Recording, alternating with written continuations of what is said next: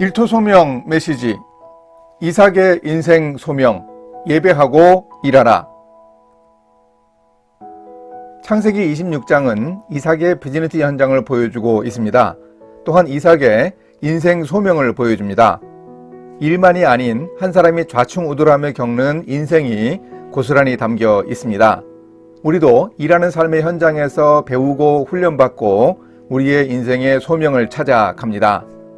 이삭이 일하고 살아가는 과정에서 찾아간 인생 소명을 우리도 배울 수 있습니다. 오늘 말씀 창세기 26장 1절에서 5절입니다.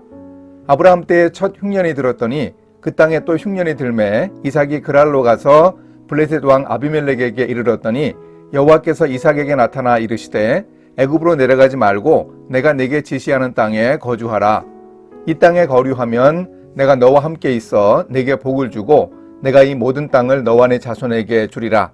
내가 내 아버지 아브라함에게 맹세한 것을 이루어 내 자손을 하늘의 별과 같이 번성하게 하며 이 모든 땅을 내 자손에게 주리니 내 자손으로 말미암아 천하 만민이 복을 받으리라. 이는 아브라함이 내 말을 순종하고 내 명령과 내 계명과 내 율례와 내 법도를 지켰음이라 하시니라.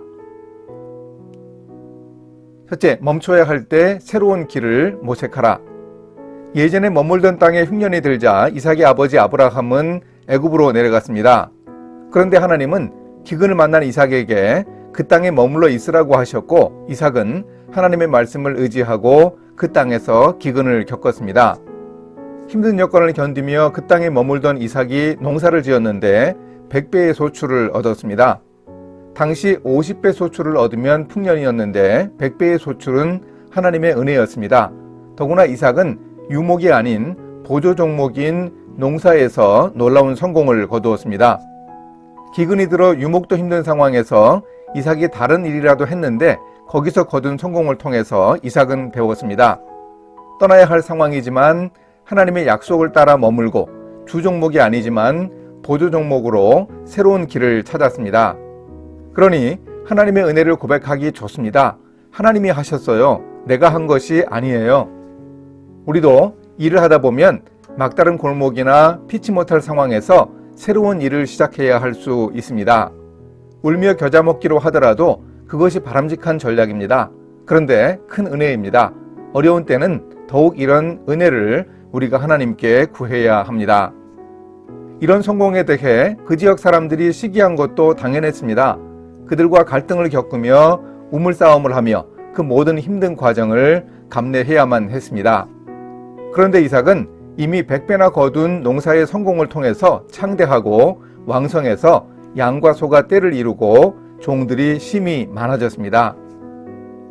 둘째, 하나님을 예배하라. 계속 우물을 파며 나아가라.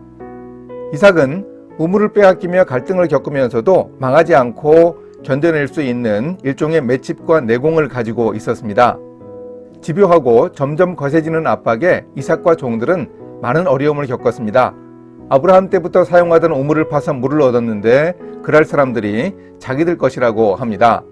그래서 다툼이 일어나고 우물의 이름을 다툼이라는 뜻 에색이라고 붙입니다.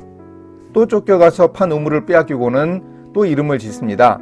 정말 화가 나서 대적함, 저들이 내 원수라는 뜻으로 신나라고 짓습니다. 다른 곳으로 옮겨가서 우물을 파는데 그곳은 물이 안 나올 만한 곳이었는데 감사하게도 물이 나왔습니다. 이제 블레셋 사람들이 지쳤나요? 아니면 목초지와 거리가 떨어져 있어서 빼앗아 봐야 실익이 없었을까요? 그들이 더 이상 덤비지 않았습니다. 그래서 그곳에서 드디어 이삭이 감격적 선언을 합니다. 이제는 여호와께서 우리를 위하여 넓게 하셨으니 이 땅에서 우리가 번성하리로다. 참 힘든 과정이었습니다. 경쟁과 갈등, 산 넘어 산, 언제 끝이 날까요? 고백하고 간증했지만 이삭은 그 지역을 떠났습니다. 하루길이 더 되는 30km쯤 떨어진 브엘세바로 옮겨갔습니다. 그 밤에 하나님이 이삭에게 나타나 말씀하십니다. 나는 내 아버지 아브라함의 하나님이니 두려워하지 말라. 내 종 아브라함을 위하여 내가 너와 함께 있어 내게 복을 주어 내 자손이 번성하게 하리라. 그러자 이삭이 중요한 일을 합니다. 이삭이 그곳에 제단을 쌓고 여호와의 이름을 부르며 거기 장막을 쳤더니 이삭의 종들이 거기서도 우물을 팠더라. 그곳에 제단을 쌓고 하나님께 제사를 드립니다. 하나님의 이름을 불렀습니다. 그리고 그곳에 장막을 치고 거주했습니다. 이삭의 종들은 거기서도 또 우물을 팠습니다. 그렇게 이삭은 예배하며 우물을 파는 일을 계속하며 앞으로 나아갔습니다. 이것이 이삭의 인생 소명입니다. 그런데 그랄왕 아비멜렉과 그의 친구와 군대 장관이 이삭을 찾아와 여호와께서 그와 함께 계심을 보았다면서 여호와께 복받은 자라고 고백하며 평화 조약을 맺습니다. 이삭은 치열한 비즈니스 현장에서 어려움도 겪었습니다. 그러나 하나님의 약속을 믿고 머물러서 보조 종목에서도 열심히 애쓰다 보니 하나님의 은혜를 얻었습니다.